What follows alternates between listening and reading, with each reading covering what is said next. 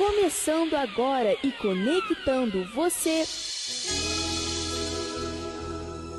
O programa Rumos na Vida.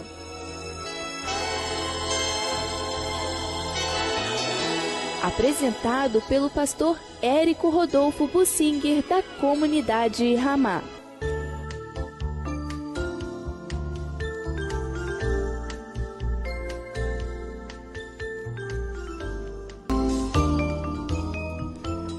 Eu quero trazer para você uma consideração da palavra de Deus a respeito dos fracassos, durezas, dificuldades e provas na nossa caminhada.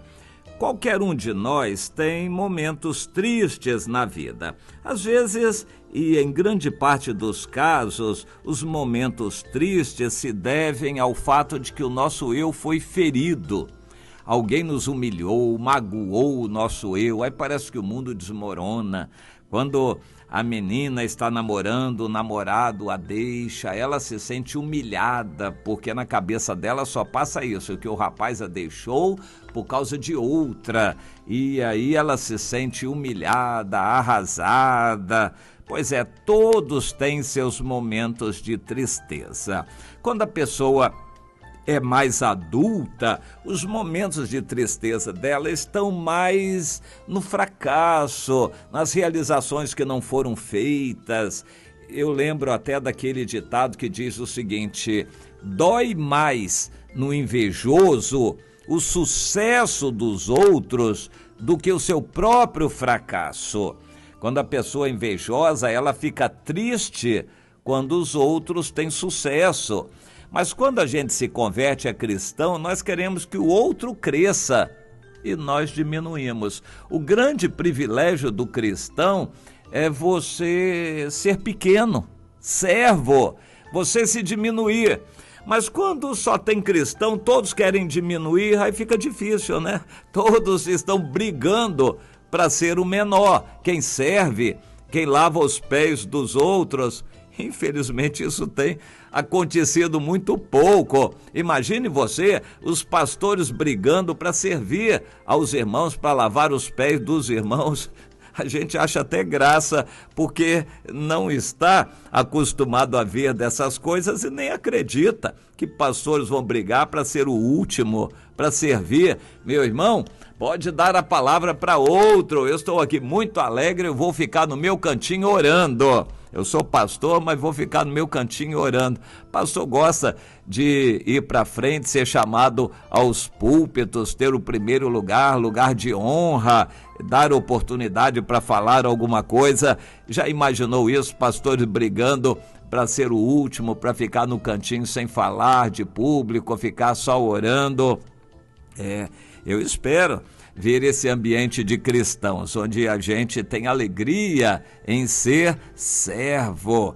Pois é, nós não devemos querer o elogio aqui na terra, o engrandecimento, receber o galardão. Aqui não é para a gente receber galardão, aqui é para ser trabalhado, pisado, é para a gente servir e depois não receber nem elogio, ser o último. Então deixe que o eu seja ferido, o nosso eu pode ser esmagado, é bom, o espírito fica livre para adorar a Deus e a gente continua amando as pessoas, a gente continua amando as pessoas, apesar de elas não nos amarem, apesar de elas até nos pisarem, mas nós continuamos amando as pessoas. Este é o privilégio do cristão, ser o último, ser o menor. Pois é, mas infelizmente muitos sofrem quando seu eu é ferido. Outros sofrem quando aquilo que planejam não dá certo. Ou outros sofrem também quando eles não conseguem realizar nada. Olham para trás e veem nada. Não veem fruto nenhum, não veem resultado nenhum do seu trabalho. Isso traz uma certa frustração. Eu era militar e eu me lembro que, conversando com um colega que estava fazendo aniversário, eu perguntei: quantos anos? 33 anos. Eu falei: puxa vida, que privilégio, hein? Com 33 anos, a idade de Jesus, ele parou um pouco e pensou, mas ele com 33 já tinha feito tudo e eu não fiz, aí soltou um palavrão lá, eu não fiz coisa nenhuma. Eu não fiz nada na vida de bom até hoje. Ele era um capitão. Eu fiquei pensativo, que interessante isso. Ele foi sincero. Foi uma grande coisa ele reconhecer, pelo menos aquela palavra ficou como um alerta, uma exortação. Quem sabe um dia na eternidade eu vou ver aquele militar, né? Na eternidade não vai ter militar, mas eu posso encontrá-lo como um irmão. Quem sabe aquela palavra o ajudou a buscar um significado na vida, um rumo, uma direção. Eu espero.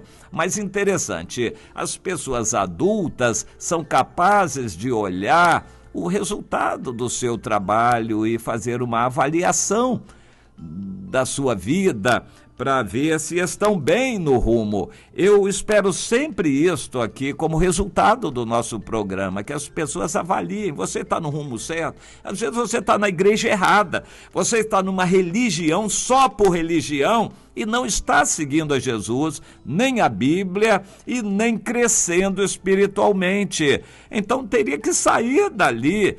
Há pessoas que precisam reavaliar sua vida. Há mães que estão tratando erradamente o seu filho, perdendo tempo e criando uma serpente dentro de casa.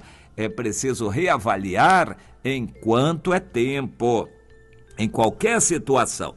E a palavra que eu trago aqui em 1 Samuel, no capítulo 29, é a respeito de Davi.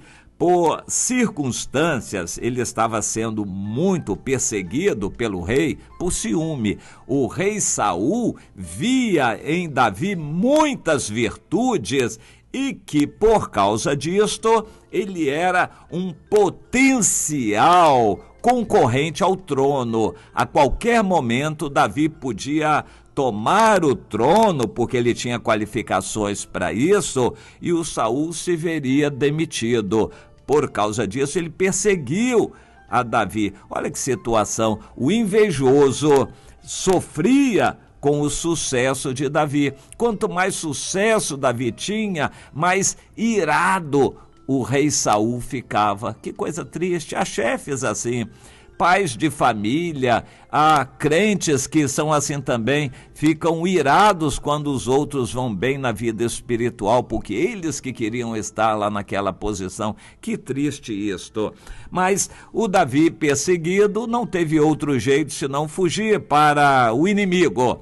Os filisteus eram um povo que rivalizavam com os israelitas. E o Aquis, rei de Gate, era uma pessoa de destaque e o Davi se ofereceu para trabalhar para ele. Ele gostou, aceitou. Davi, líder de um grupo de 600 homens e suas famílias, seria então um vassalo do rei Aquis em Gate, um filisteu.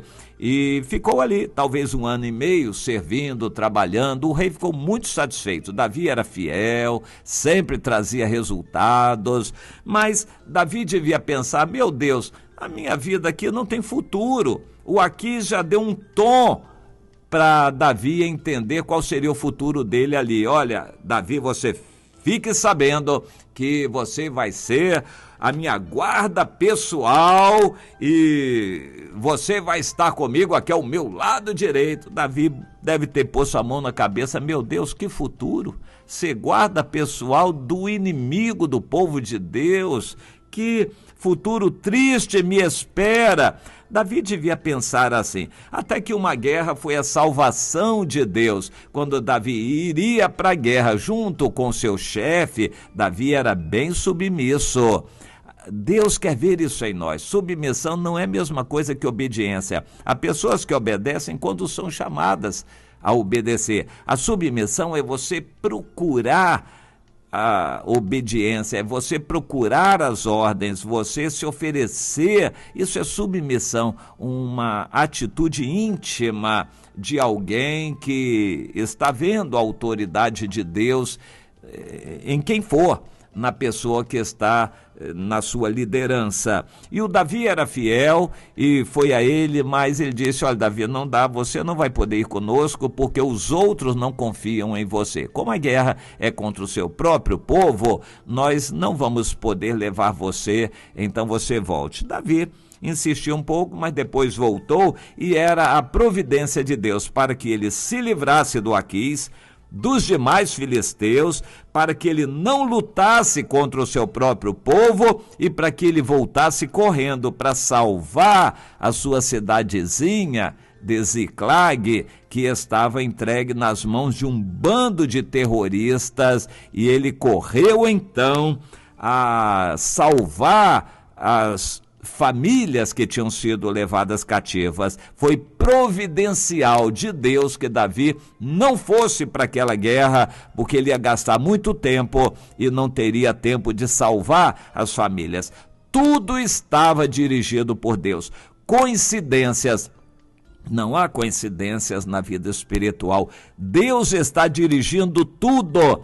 Todas as coincidências na vida de um cristão são dirigidas por Deus para o seu bem. Aprenda isto e se entregue totalmente ao Senhor para Ele dirigir a sua vida, meu irmão, minha irmã. Aleluia. Eu quero sempre estar agradecendo a Deus a oportunidade de fazer este programa. Faço com todo amor e alegria no coração, numa expectativa de que Deus vai nos usar aqui para abençoar a sua vida de alguma maneira. Será presunção eu acreditar tanto assim em que palavras e raciocínios, argumentos a respeito de alguns assuntos podem influenciar a vida? Eu creio que nós somos resultado do que pensamos. A nossa decisão de vida implica em tudo o que vai acontecer à nossa volta e no nosso futuro. Nós somos responsáveis pelo nosso futuro. Eu quero deixar com você aqui a nossa conta corrente. Se Deus tocar o seu coração, você quer contribuir, nos ajudar, manter essa obra, você sente de Deus isso, então anote aí a nossa conta corrente. Na Caixa Econômica, a nossa conta é a agência 0209, operação 003, e a conta corrente 1315, dígito 4.